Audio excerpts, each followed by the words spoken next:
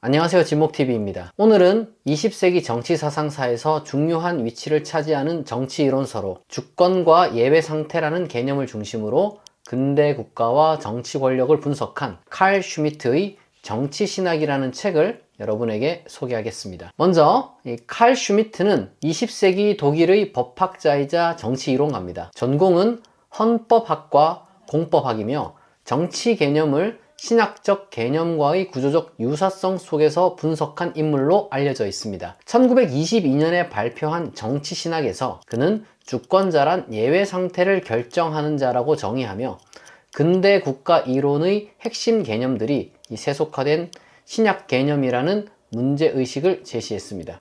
1933년 나치당이 가입해 정권을 지지한 그 이력이 있으며 이로 인해서 그의 사상은 지금까지도 비판과 논쟁의 대상이 되고 있습니다. 그럼에도 정치신학은 20세기 정치사상사에서 중요한 고전 텍스트로 평가되며 오늘날까지 반복적으로 참조되고 있습니다. 이 책은 다음 문장으로 시작합니다. 이게 이제 책의 첫 문장이면서도 슈미트 사상의 핵심을 압축한다 라고 볼 수 있겠습니다. 주권자란 예외 상태를 결정하는 자이다. 그러니까 이제 슈미트에 따르면 이 법치 국가의 규범 체계만으로는 주권이나 주권자의 권한을 명확하게 설명할 수 없습니다. 주권은 언제나 법 질서 안에서만 작동하는 것이 아니라 법이 더 이상 적용되지 않는 경계 지점, 다시 말해 법의 안팎을 가르는 지점에서 드러나기 때문입니다. 그러니까 주권자란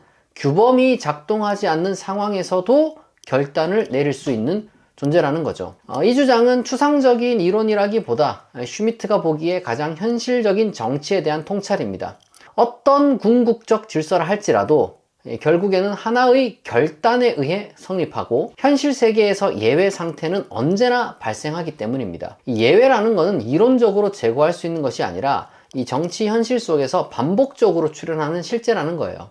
슈미트는 예외 상태의 성격을 다음과 같이 설명합니다. 예외 상태, 여기서는 법 규범의 유효성보다 국가의 실존이 이론의 여지 없이 우월하다. 혼란 상태에 적용될 수 있는 규범 따위는 없다. 법 질서가 유의미할 수 있기 위해서는 질서가 구축되어야만 한다. 하나의 정상적 상황이 창출되어야 하며 주권자란 바로 이 정상적 상태가 현실을 실제로 지배하고 있느냐 아니냐를 최종적으로 결정하는 자이다. 여기서 슈미트가 강조하는 것은 이 법이 의미를 가지기 위해서조차 먼저 질서가 존재해야 한다는 점입니다.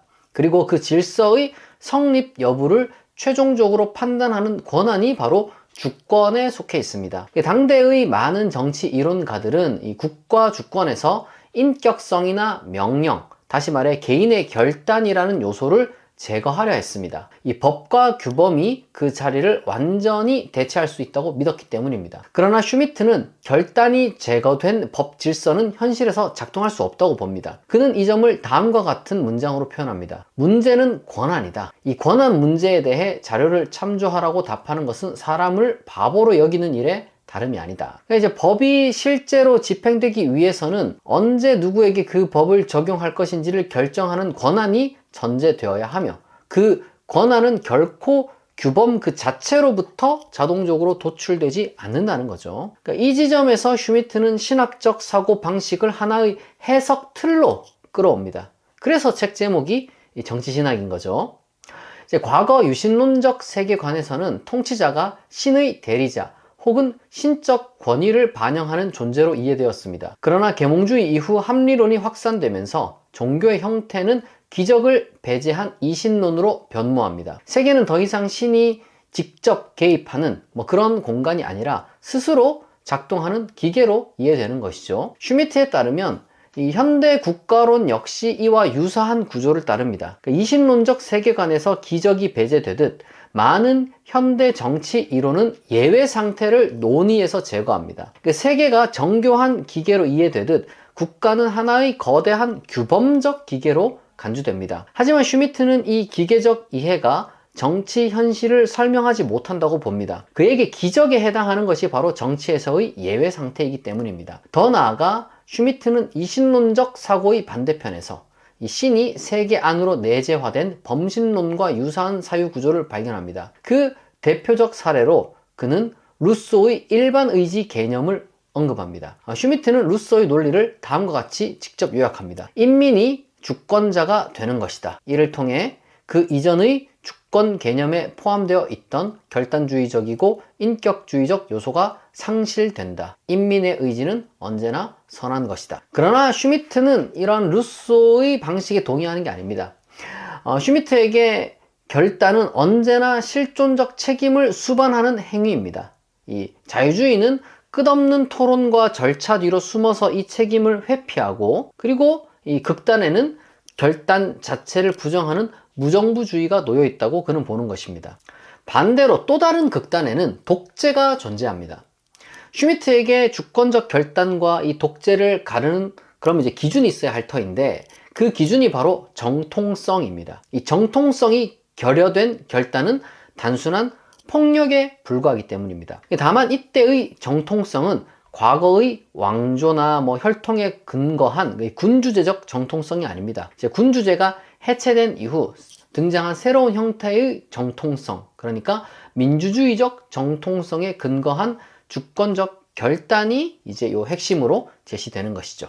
이상이 바로 칼 슈미트가 정치 신학에서 전반적으로 다루고 있는 핵심 내용입니다. 제가 참고한 판본은 그린비 출판사에서 이제 김한 교수의 번역으로 출간된 책입니다. 이 판형이 작고 분량도 이제 100쪽이 채 되지 않지만 20세기 정치사나 이 정치 이론에 익숙하지 않다면 읽기가 쉽지는 않을 것 같아요. 다만 옴기니 해제가 함께 수록되어 있어 책의 맥락을 이해하는 데 큰 도움을 받을 수 있습니다. 책의 원서는 이 1922년 이때 이제 초판이 출판되었고 12년 뒤인 1934년에 2판 서문만 추가하여 재출간되었습니다. 칼 슈미트의 이론은 오늘날에도 여전히 정치 이론과 공법학 분야에서 이 논의의 대상으로 남아 있습니다. 여러분은 칼 슈미트의 이론에 대해서 어떻게 생각하세요? 제가 준비한 건 여기까지입니다. 이 영상이 도움이 되었다면 후원과 멤버십 가입을 부탁드립니다. 국내 최고의 종교 및 신학 콘텐츠를 만드는데 동참해주세요. 경청해주셔서 감사합니다. 지금까지